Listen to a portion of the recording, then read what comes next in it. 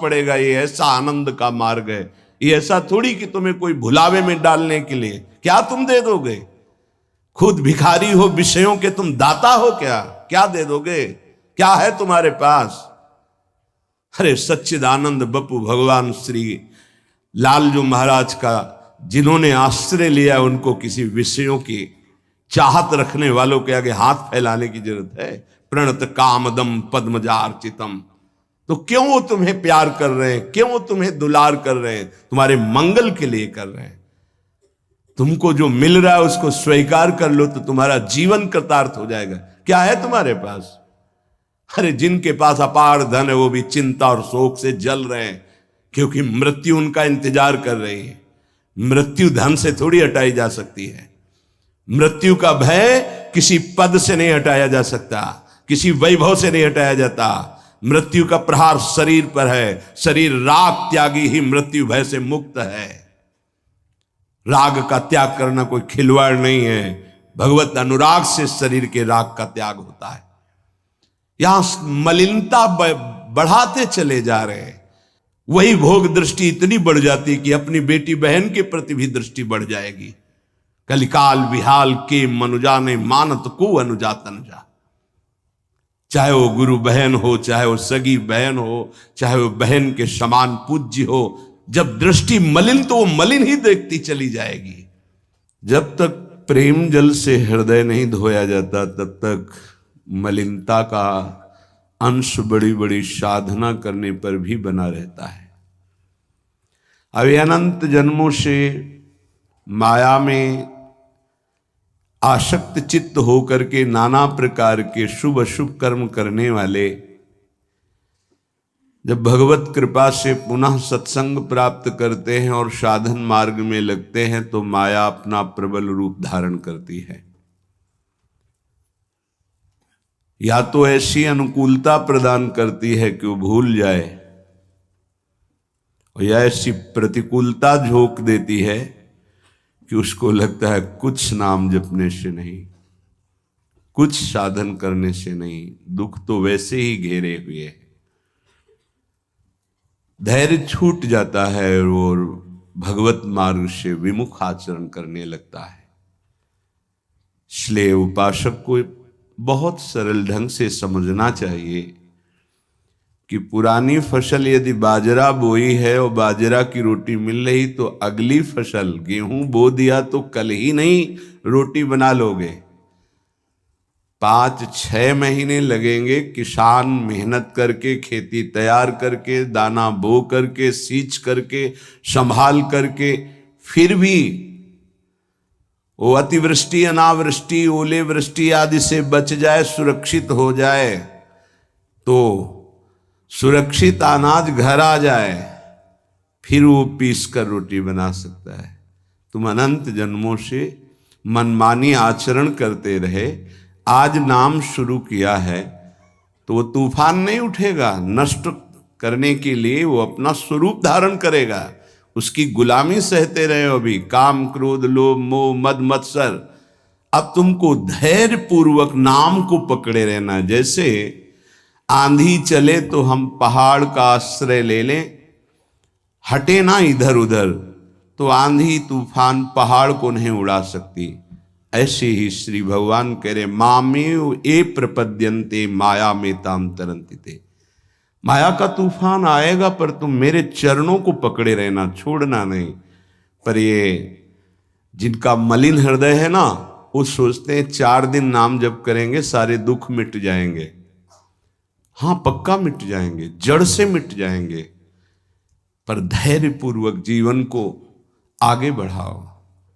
भगवत विमुख होने से तुम्हारा मंगल ही अमंगल है, भगवत सन्मुख होने पर मंगल ही मंगल है। थोड़ा धैर्य धारण करो, तुम्हारी ये फसल तैयार हो जाए, फिर देखना आनंदित हो जाओगे।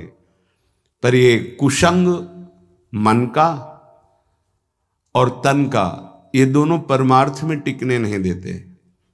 जहां ऐसे मित्र जन मिले जो गलत आचरण करने वाले होते हैं, वो पूछते हैं तुमने शराब छोड़ दिया, मांस छोड़ दिया, तुम नाम जप करने लगे, कुछ लाभ हुआ? अरे कुछ नहीं होने वाला, तुम देख लो करके। उसके दिमाग में माया तो आक्रमण किए ही है।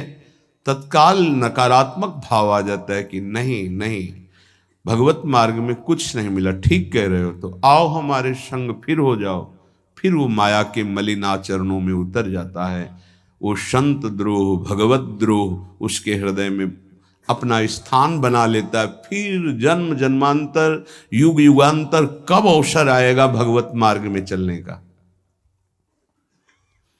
इसलिए जिनको सत्संग मिला है, जिनको नाम जपने का सौभाग्य मिला है, उनको बहुत धैर्यवान होना पड़ेगा।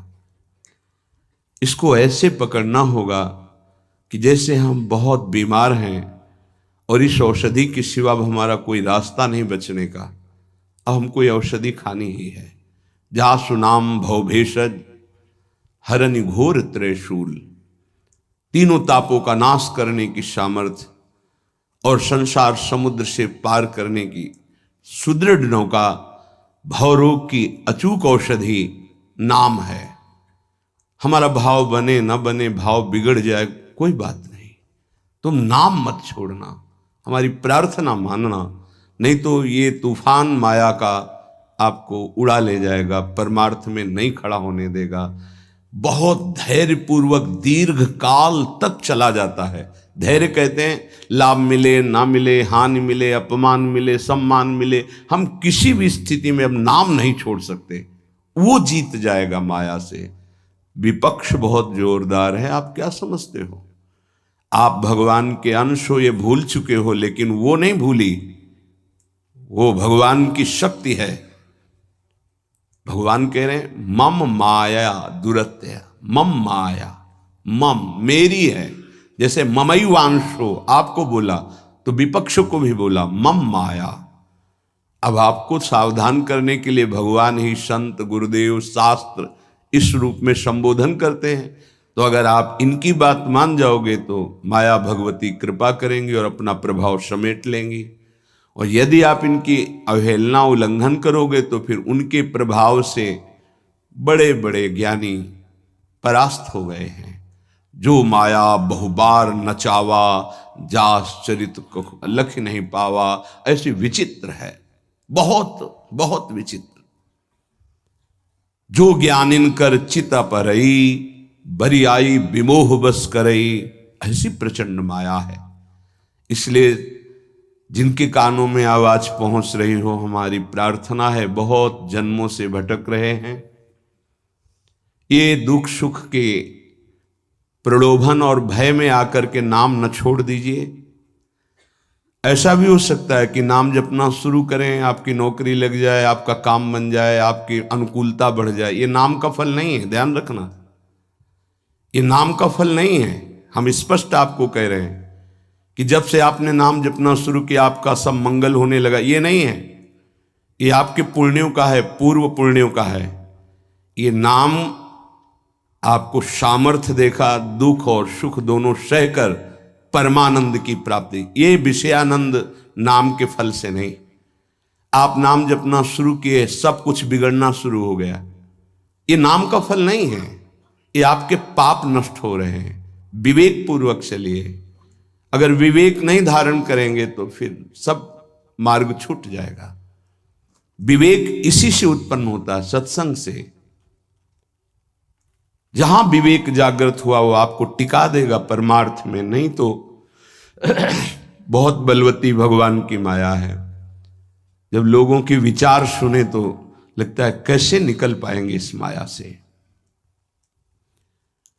आप निकलना ना चाहे तो किसी की सामर्थ्य नहीं कि आपको निकाल सके। स्वयं श्री भगवान आपके हृदय में बैठे हैं। क्या हो रहा है? दुर्गति हो रही। क्यों? क्योंकि आप नहीं निकलना चाहते, इसलिए। भगवान हृदय में बैठे हैं, नहीं निकल पा रहे हो, बात मान लो। आप निकलना चाहो तो निकल सकते हो, आप न निकलना चाहो तो किसी की ताकत नहीं कि आपको इस माया प्रपंच से निकाल सके। इसलिए आपसे प्रार्थना है कि आप निकलने की कोशिश कीजिए। इसका बड़ा ही प्रलोभन और भुलावा प्रभाव है। प्रलोभन और भुलावा एक क्षण में भुला दे सारे ज्ञान विज्ञान को और अपने में आकर्षित कर दे, उसका नाम माया। ऐसे प्रलोभन फेंक दे कि जानबूझकर तुम भगवान को भूल जाओ और उन प्रलोभनों में लग जाओ, उसका नाम माया। सावधान हो जाइए। इसके प्रलोभनों में, इसके भोगों में आज तक कभी कोई सुखी और तृप्त नहीं हुआ। तुम्हें अब जो मार्ग मिला है ये तृप्ति का मार्ग है। तृप्त हो जाओगे, हाथ उठा के कहोगे अब कछुनाथ न चाहिए मोरे। देख लेना, चलो तो आगे। वैभव, जब ब्रह्मा जी नमस्कार करते हैं तो इससे बड़ा वैभव क्या हो सकता है। भक्त को ब्रह्मा जी भी नमस्कार करते हैं। ब्रह्मा जी की बात जाने दो, जिनके नाभि कमल से ब्रह्मा प्रकट हुए, भगवान भी उनके पीछे पीछे डोलते हैं कि चरण रज पड़ जाए और मैं पावन हो जाऊं। ये केवल अलंकारिक शब्द नहीं है, ऐसा ही है। पग चापू और सेज बिछाऊं, नौकर बनूं हजाम, हाकू बैल बनो गडवारो, बिना तनख्वाह रथवान, यही तो मेरे मन में ठनी, भगत मेरे मुकुटमणि। मैं भक्तन को दास, भगत मेरे मुकुटमणि। ये मार्ग आप चयन किए हैं भगवत कृपा से, तो इसमें आपको टिकना होगा, इसमें आपको परीक्षा देनी होगी। जितना पढ़ाया जाता है उतनी ही परीक्षा होती है, उसके आगे नहीं होती, ध्यान रखना। अध्यापक जितना आपको पढ़ाता है उसी पे प्रश्न करता है। तो जितना आपको सत्संग सुनाया गया, जितने में आपकी भूमिका भक्ति की है जैसी भी, उतना ही प्रश्न होगा, उसके आगे प्रश्न नहीं होगा। उतने पे तो आपको सफल होना पड़ेगा। नहीं सफल होगे तो फिर पढ़ाई कीजिए, फिर प्रश्न आएगा। जब आपको परमार्थ पद में, परम पद में आरूढ़ होना है तो आपको ये निर्णय करना ही पड़ेगा। एक तरफ माया है, एक तरफ भगवान है। माया को साधन बनाकर भगवान की प्राप्ति की जाती है, भगवान को साधन बनाकर माया की प्राप्ति नहीं की जाती। प्रायः लोग इसी भुलावे में हैं कि भगवान को साधन बना लेते हैं और माया साध्य बन जाती है। मुझे ये चाहिए, नहीं मिला तो तुम भगवान नहीं। ये परमार्थ ऐसे नहीं चला जाता, धैर्य पूर्वक चला जाता है। अगर धैर्य का अवलंबन नहीं लेंगे, विवेक का प्रयोग नहीं करेंगे, विवेक है आपके पास, ऐसा नहीं कि आपके पास विवेक नहीं है, पर आपका विवेक ढका हुआ है। ये सत्संग उसी विवेक को जागृत करता है। आप सत्संगी हो, आप भुलावे में मत आइए। ये माया अपने पार्षदों के द्वारा आपको ठगना चाहेगी। आपने प्रभु को छोड़ दिया, प्रभु की क्या हानि होगी। आप अपनी दशा पर विचार कीजिए, डूब जाओगे, ये माया डुबो देगी। अनंत जन्म भटकते भटकते आज अवसर मिला है भगवत प्राप्ति का, ये आप जान नहीं पा रहे हैं। ये अवसर चला गया तो फिर आप पछताएंगे, कोई अवसर हाथ नहीं मिलेगा। पशु पक्षी बनने के बाद विवेक एकदम ढका रहता है, केवल उतना ही काम करता है, आहार विहार मैथुन निद्रा, बस। वो भगवत प्राप्ति करनी है, मेरा नया जन्म हो, कुछ विवेक नहीं रहता। आप में ये विवेक जागृत है। आप विवेक पूर्वक परमार्थ को पकड़िए, इस माया की चालों को मत देखिए, सह जाइए, दुख सुख को सह जाइए। श्रीपाद प्रबोधानंद जी महाराज कहते हैं, रहस्यानामे तत्परम सुरहस्यम हरिरसोत्, सर्वानामाश्चर्योन्मदरस विलासोत्सवमिदं स्वरोचि नित्यानामति परमनित्योज्ज्वलमिदं यदेतत् श्रीवृन्दावनमिः दृशो नंदयति नः। रहस्यों का परम रहस्य वृंदावन का प्रेम रहस्य है। कल किसी ने प्रश्न किया कि जब श्री जी मिल जाती हैं तो कैसा आनंद होता है। कैसे कोई बता सकता है। जब लौकिक वस्तु के आनंद के वर्णन की सामर्थ्य जिह्वा में नहीं है तो अलौकिक चिदानंद प्रेम रस का वर्णन कैसे कर सकती है। आपको कोई भी मृदु पदार्थ पवाया गया, कैसा है, बोले मीठा। कितना मीठा है, बहुत मीठा है। नहीं, बहुत मीठा कितना, खत्म। बोलो आगे इसके शब्द क्या है आपके पास उसका स्वाद बखानने का। उत्तर हो सकता है कि आप पाकर देख लीजिए, अन्यथा नहीं। जब प्राकृतिक मायाकृत वस्तु के आनंद का आप वर्णन करने में असमर्थ हैं, तो चिदानंद को कैसे वर्णन कर सकते जहां वाणी का ही प्रवेश नहीं है।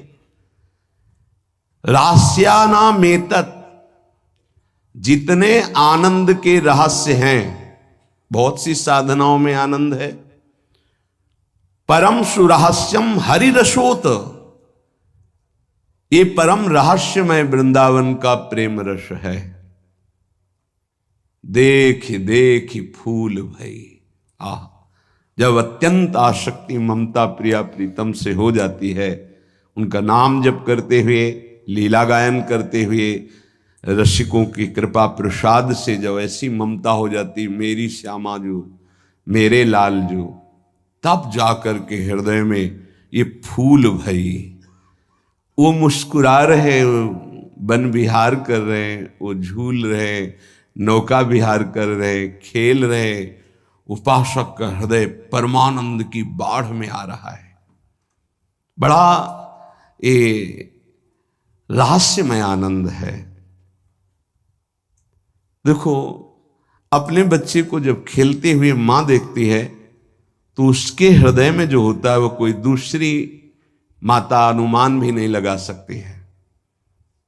नवीन बधू और उसका बेटा दोनों एक कांत कमरे में बैठे हास प्रयास कर रहे हैं, और वो कहीं से देख पाई मां, तो उसके हृदय में क्या होगा? एक अद्भुत आनंद।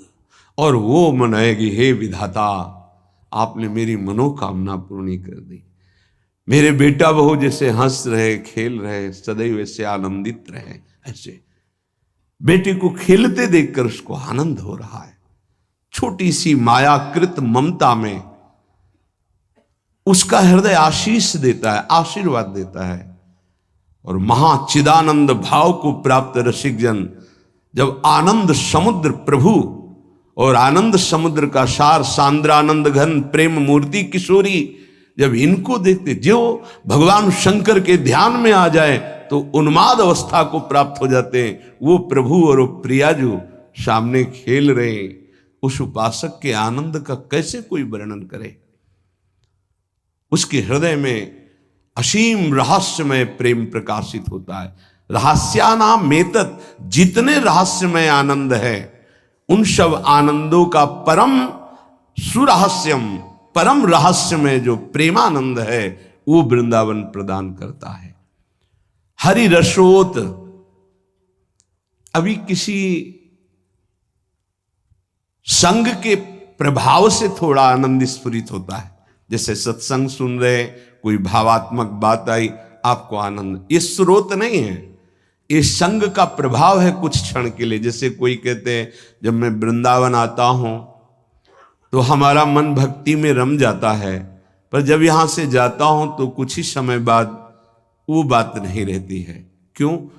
क्योंकि यहां का प्रभाव है, यहां भक्ति नृत्य कर रही है, और यहां साधु मंडली में आप बैठ करके भगवत चर्चा सुनते हैं, आपके तत्काल पाप नष्ट हो रहे हैं।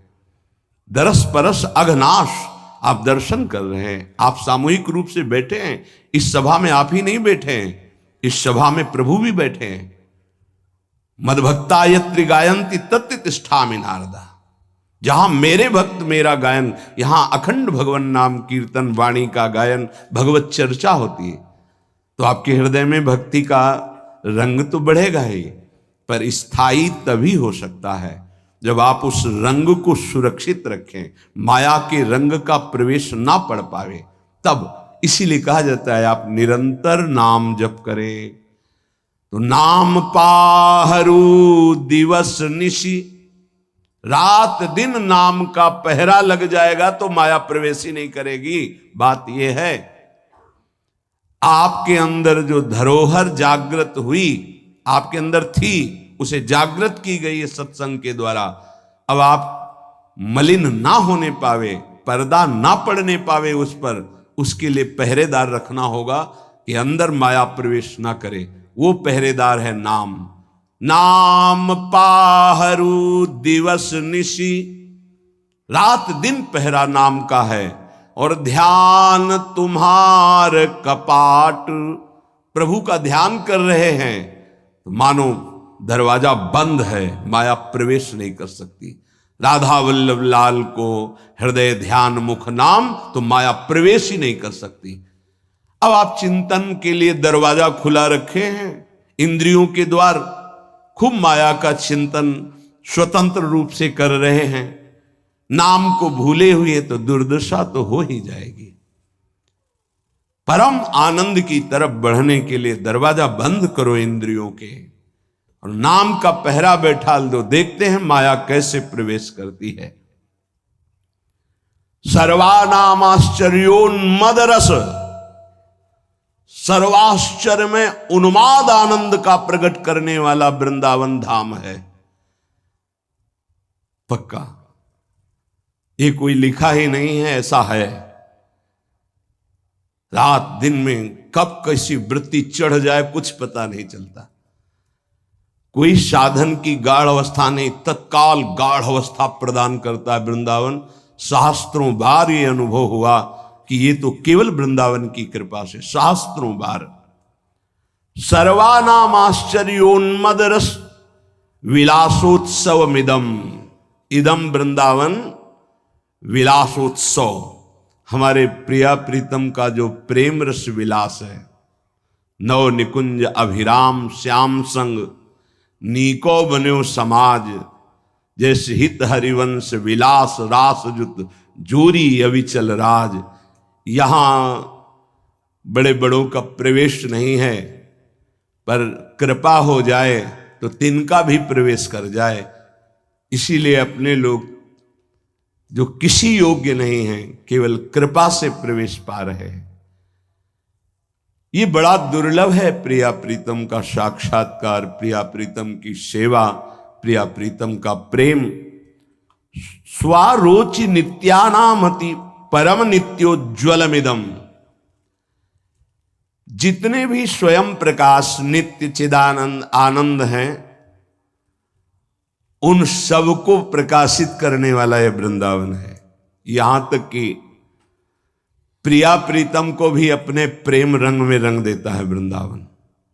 प्रिया प्रीतम भी वृंदावन के गुण गाते हैं श्रीमुख से, और वृंदावन के प्रेम में उन्मत्त हो जाते हैं। ऐसा वृंदावन। यदेतत् श्री वृंदावन में ही दृश्यो नंदयति नहा। अब तो मेरे नेत्र और मेरा हृदय केवल वृंदावन का आश्रय लेकर आनंदित है। अनन्य आश्रय बहुत बड़ा बल होता है। जिसने वृंदावन का आश्रय ले लिया, उसके लिए कुछ दुर्लभ नहीं है। देखो, एक बार पाप भस्म होने तक आप धैर्य धारण कीजिए। जब तक आपके पाप भस्म नहीं होते, तब तक आप धाम नाम रूप लीला का जबरदस्ती आश्रय लीजिए। ये बात हमारी आप समझने की चेष्टा कीजिए। जब आप ये बात नहीं समझते हैं तो आप विचलित हो जाते हैं। अब हमारी तो अश्रद्धा हो रही है, हमारा काम नहीं बन रहा है, तुम नहीं समझते हो। एक साथ सब काम बन जाएंगे, एक सेकंड में बन जाएंगे।